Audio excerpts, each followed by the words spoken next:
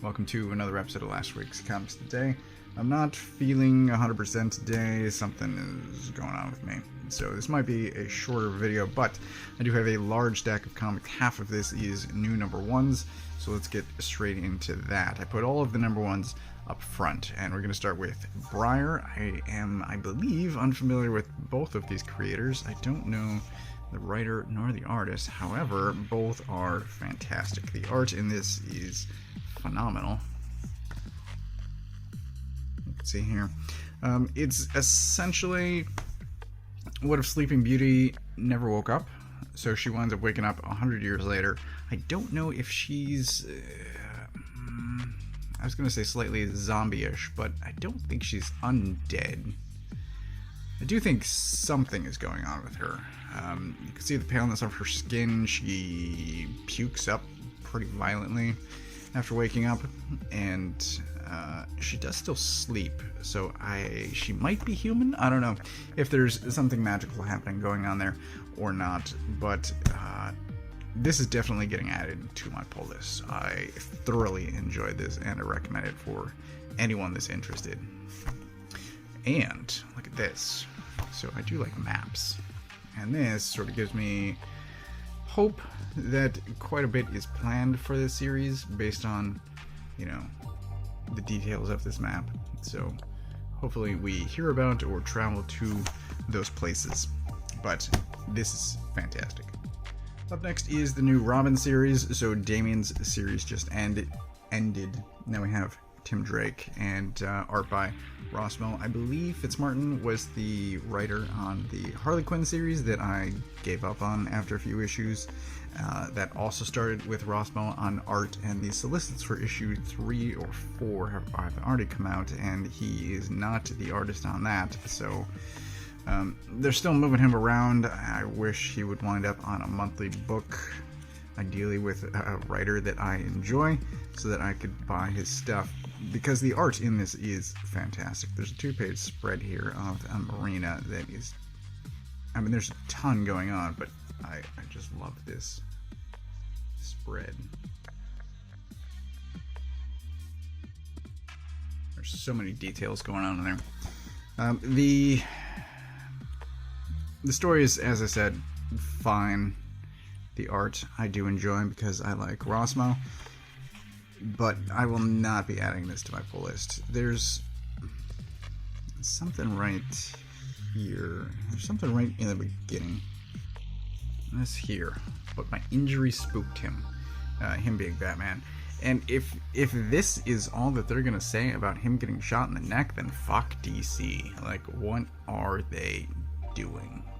Shoot somebody in the neck and they're fine. Ugh. The Roadie number 1. I haven't read much Tim Seeley, and I'm unfamiliar with this artist. However, I do enjoy them. Their art in here is fantastic, and this is essentially this guy here is a roadie. He's been at it for decades. It starts, I don't think, maybe, yes, 1983, and then it jumps to the present. I don't think it gives another year. Oh, there it is, last night. So it does. It does jump from the 80s to the present. He's been a roadie this entire time, and he's kind of, he gets referred to as a warlock, but essentially the bands that he is traveling with summon demons intentionally or otherwise. I'm not real clear on that. And he sends them back? It's a little bit vague in that aspect, but it is also compelling. It's very interesting, and I think this is a 4-issue series, so I'm just gonna get it, see where it goes, because as far as first issues go, this is great. I've never been a big follower of Sergeant Rock or really the DC war stories, really war comics in general. However, I looked at this and it says Bruce Campbell and Eduardo Risso at the bottom, and I said, yes, please. Eduardo Risso is one of my favorite artists, and he does an outstanding job. And Bruce Campbell can write. He's funny, he's good. He does give some late 20th century technology to some World War II soldiers, and I'm okay with that too. So they have night vision, they have thermal, and they have wireless. This is extremely entertaining. Highly recommended for anyone that's interested, and it is Sergeant Rock versus Nazi zombies. It's fantastic. Last of the number ones is Old Dog, and I enjoyed the preview pages for this, but the full issue is vague. It's very vague about what's happening. It seems... I can't tell.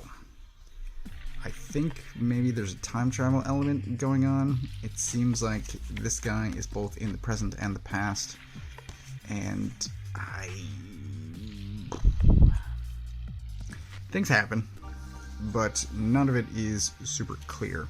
And Declan is primarily, or historically, an artist. He has become a writer, and I don't know that this is the greatest example of his work. But the art does look great if you can figure out what's happening as far as the story goes.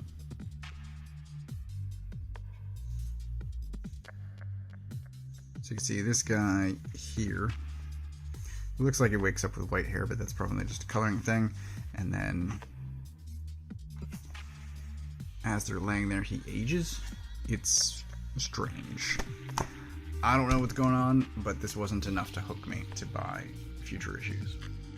Stillwater 15. Stillwater is back after a hiatus, and it's as great as ever. I'm still extremely enjoying this, and I'm going to spoil this right here. So that is how the book ends. There are promises in solicits for future issues that answers will be given, so hopefully that's true. But the series is ending with issue 18, I believe. There are only a few issues left, and if you haven't been following along, then I recommend grabbing the trades, because the series is fantastic. Really. I think I'm surprised as anyone that Zdarsky is such a fantastic writer, but he is really good, and the art is excellent. Highly recommend Stillwater. 8 Billion Genies. This is issue 5. Each issue has been time related. So the first issue was the first 8 minutes after a bunch of, 8 billion genies showed up. Then it's 8 hours, 8 days, 8 weeks. So issue 5 is now 8 months. And this feels like setup for what's to come. So I guess less happens here than what has been happening so far, although that was all on a much smaller time scale. So this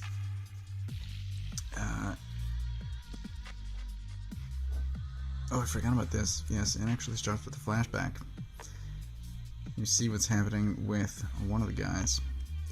And the previous issue ended with, I'll show this too, because I've been showing off this page on previous issues. So human population is dramatically decreased, and there are still less than 500,000 genies left. And the previous issue, as I was saying, ended with the era of thinkers emerging. So there was a brief period of superheroes, people that wished themselves to have superpowers, and there was a fight that did not end well for anyone, and then it emerged, the era of the thinkers. So we get this guy, and the thinkers are the people that have kept their wishes. Haven't used them yet. They didn't use them immediately. They're trying to figure out how to use them in the best possible way, and that is where we are now. So next issue should be 8 years, which I think will be very interesting, although again it will be sped up, and the cast is a bit scattered, so I guess we'll see what happens, but this is very much enjoyable. DC Mech number 3. So on Earth, there was the beginnings of a Justice League in mech form. There's obviously Green Lantern, Batman, Wonder Woman, Flash, when Superman in a mech showed up. And he is kind of a hothead. He's looking to end things quickly. He thinks he could take out Darkseid to repel the attack against the Earth, and because it's so early in the series, none of that works, of course. But it is a very interesting dynamic for him, and I guess especially for Batman trying to rein him in, I think they're trying to be co-leads of the team, which I don't think ever really works, but it's interesting, and the story is well told, the art is great, and we're still got Mechs, although I don't know for how much longer. I feel like, and maybe I'm wrong on this, but they might not be in Mechs for much longer. Superman especially. If he still has the powers that he ordinarily does, then he might not need his mech. And that might just be me reading into things, but I think that's where it's going. I guess we'll see, because I guess this is a book that I'm getting now. Human Target number 7. So Human Target had been on hiatus. There was the one shot that came out recently, but the main series is back. It is past the halfway point now. And in this issue, it is mostly Christopher hanging out with Fire. They have a few conversations, they get up to some things, and accusations are made. It is a really great read. I thoroughly enjoyed this, and Smallwood's art is phenomenal, as always. I know that I keep saying I can't trust Tom King, but I think this is going to be one of the good ones. It is very good. I really am very curious to see how this ends, but this has been extremely entertaining. Fuck This Place issue 5, and I'm going to skip straight to the end on this because in the back it's noted that this is the end of an arc and that they're coming back early next year for 5 more issues. So is that, it seems to be implying that the series will be 10 issues. If so, I'm okay with that. I do want more of this. I will wait it out, but I just like to know how long a series is going to run, yeah, essentially, I like to know how many issues a series is planned to be. So, also at the end of this, I won't show those pages, but there are pages of art for what is happening off of the farm, about really the setup for what's to come next arc. Things get slightly resolved here, but not thoroughly, because as I just said, there are 5 more issues, but this is really just a great read. It's horror, it's extremely entertaining, and just look at this. It's so good. This book is exceptional. I am a fan of Kyle Starks, and now I'm a fan of this artist as well. So whatever they move on to next, I will be checking it out. Lastly, there is a new issue of Batman Beyond the White Knight. We had the 2 issues of Red Hood, but the main title is back, and it is amazing. I don't think this can be considered a spoiler anymore. If you are not reading this, then you should be, and you are months old. But there is a hallucination of the Joker, of Jack Napier, in Bruce's head. And at one point in this, Jack actually takes over Batman's body. It is phenomenal. It's so good. And there's a bit here at the back about he had more plans about what to do with Joker and Bruce, and it's this alone is great. But really, the entire issue is fantastic. Things are heating up in a major way. The art is phenomenal as always, and the story is also really compelling as always. This guy can write the hell out of some stuff, especially Batman, but Sean Murphy, huge fan of that guy. I love it. There's also this here. Why is it always this one? And he's referring to the Keaton Batmobile. I love it. I love this book. I love it, love it, love it. That is everything that I got this week. There is a lot of good stuff in here. I will give pick of the week, I believe. Well, Sergeant Rock is really quite good. I'm going to give pick of the week to 3 number ones. Oops. 3 number ones. Really, Sergeant Rock. Very different, the Roadie and Briar from each other.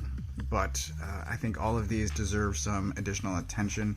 Briar, I'm very much enjoying. This is an oversized book. It feels like, I don't think it's just the cardstock. No, that's not cardstock. So this is maybe 48 pages. Yeah, all of these books deserve some increased attention. So I'm making all of them my pick of the week, but that is everything that I got this week. And as always, I get my books from a local comic shop. If you don't know where yours is, you can use this URL to find the one closest to you. Thanks for watching.